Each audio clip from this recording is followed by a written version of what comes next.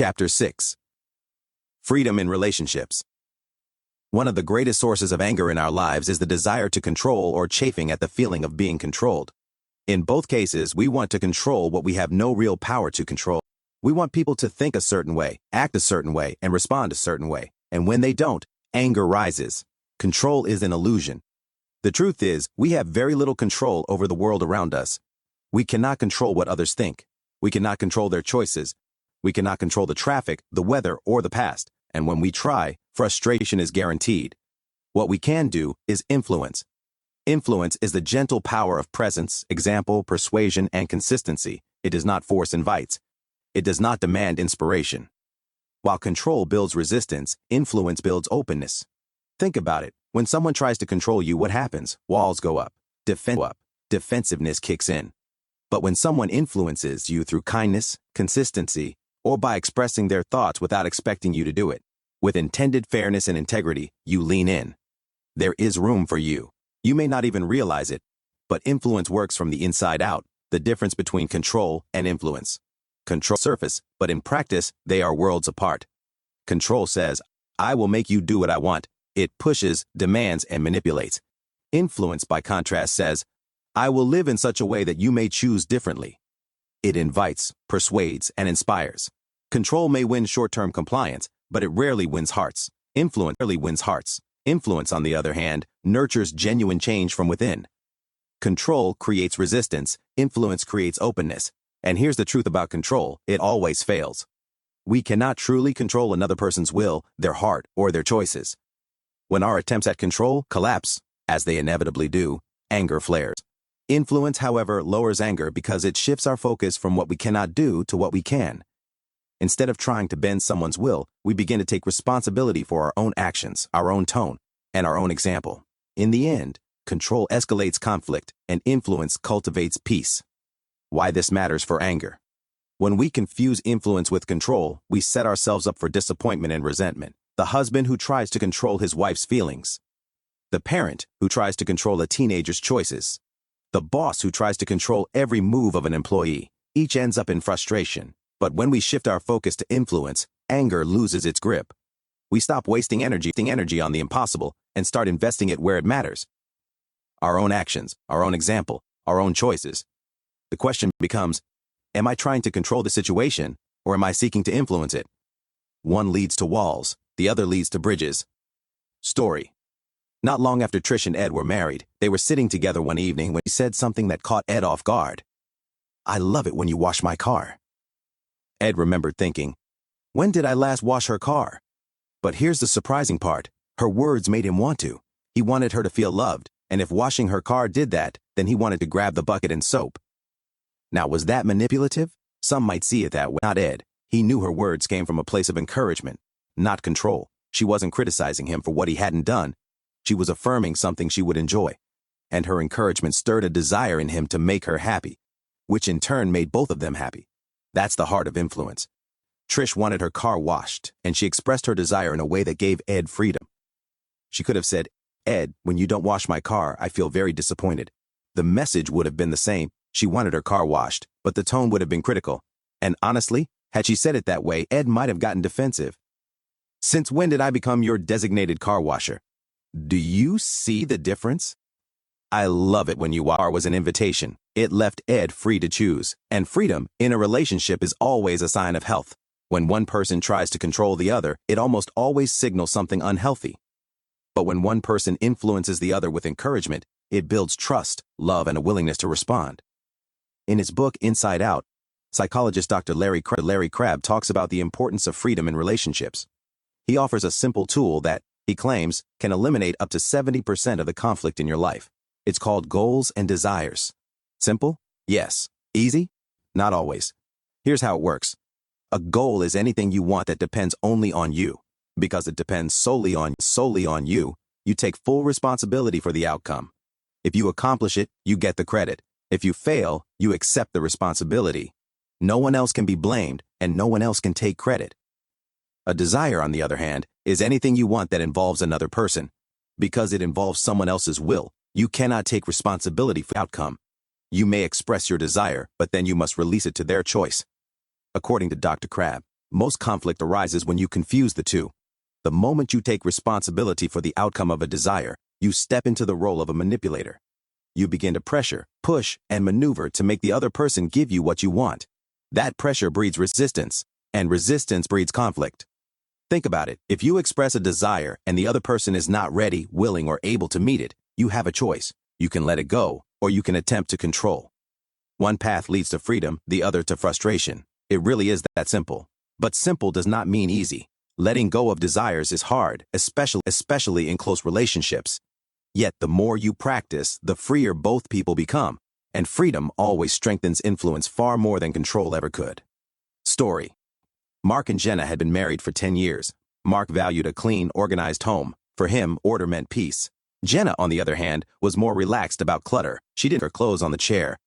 One evening, Mark came home from work and noticed the living room was messy, scattered shoes, mail piled on the table, and a half-folded basket of laundry on the couch.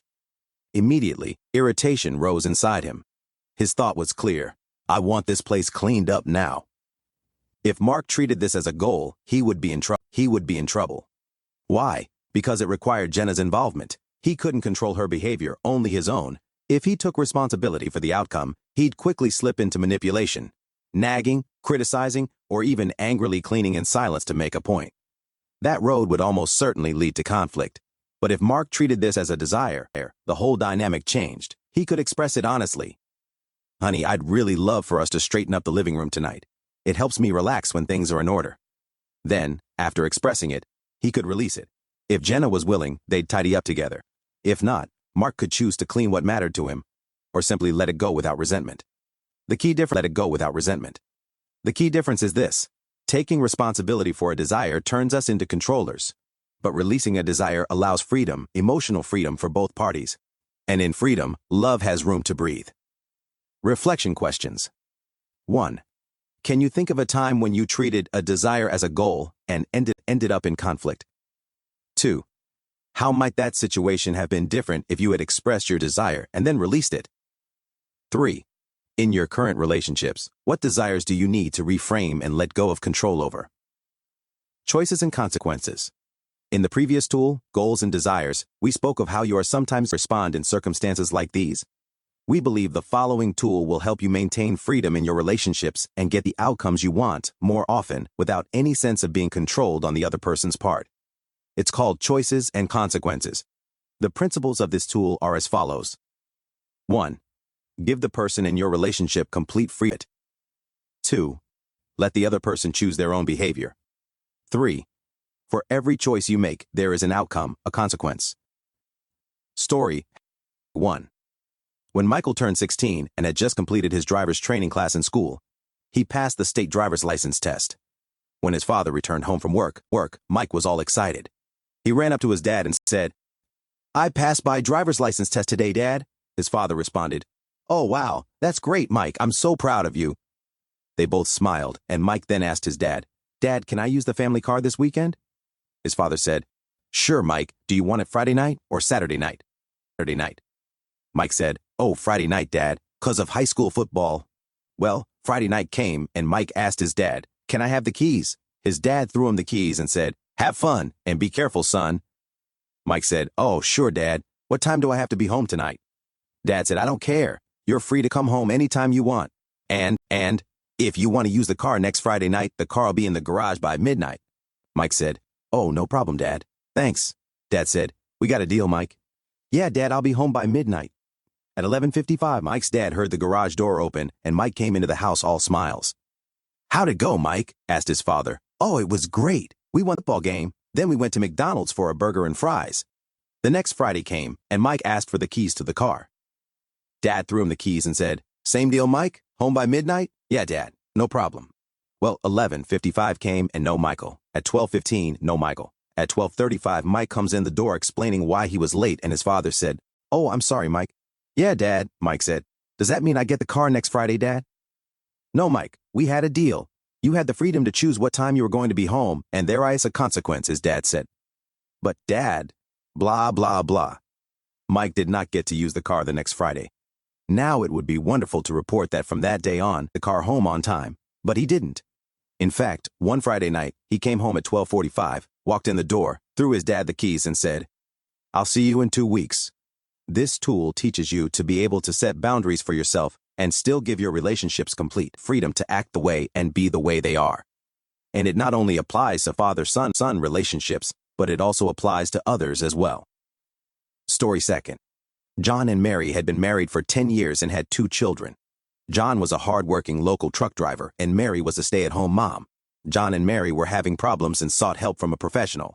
As they sat down for their appointment, Mary started to explain the impasse they were experiencing. Mary explained, "John insists on having supper on the table when he comes home at 6, but he doesn't always come home at that time, and I have to try to keep the dinner warm and deal with 2 hungry kids." Their therapist looked at John and said, "Is that so?" John replied, "Yeah. Sometimes I stop off and have a couple of beers with my friends." But the therapist found out that Mary had no problem having dinner at 6. She spoke of choices and consequences by saying, "John, I think Mary wants to give you complete freedom to stop off and have a couple of drinks sometimes." John smiled. She then said, "And there are consequences to all the choices we make in life. I commend you, Mary, for giving John his freedom. It is a healthy thing to do. And your dinner should be served at 6 regardless of whether or not John is home. John, if you come home at 6, you'll eat with Mary and the kids. If you come home after meeting with your friends, you'll eat alone. The choice is yours." Story. Joe and Casey were married, and sometimes Joe would come home drunk. It upset Casey because Joe would want to have sex with her. The therapist suggested choices and consequences. That is, Joe, you're free to come home drunk even though Casey believes you have a drinking problem. You can choose whether to seek help or not. But if you come home drunk, there is a consequence to the choice you make. Come home drunk? No sex. Come home sober? You two will decide. Healthy relationships thrive in an atmosphere of freedom. Unhealthy ones wither in an atmosphere of control. It's as simple and as difficult as that. When we give freedom, we allow the other person to be themselves. We invite them to respond, not out of fear or pressure, but out of love and choice. That kind of freedom strengthens trust. It strengthens influence. It makes space for genuine connection. Control, on the other hand, poisons relationships. It takes a desire and turns it into a demand. It says, "You must do this for me to be okay." The result? Resentment. Instead of drawing people closer, control pushes them away. Instead of love, it breeds compliance at best, resistance and conflict at worst. Freedom invites, control demands. Think about the difference. Freedom says, "I'd love for you to join me." Control says, "If you don't come, I'll be upset with you." Freedom says, "I'd enjoy it if you help with this." Control says, "You never help. What's wrong with you?" Freedom invites, control demands, and over time, demands build walls. Influence flourishes in freedom. Influence we have. The more freedom we give, the more influence we gain. People resist being controlled, but they are drawn to love expressed freely. When someone knows they are free not to comply, their willingness to say yes grows stronger. This is why learning to release our desires to the other person's choice matters so much. It allows us to influence without controlling, to love without demanding, to build bridges instead of walls. Reflection questions. 1. In your close relationships, do you lean more toward freedom or control? 2. Can you identify a time when control led to resentment? 3. What would it look like this week to release control and give someone freedom while still expressing your desire honestly?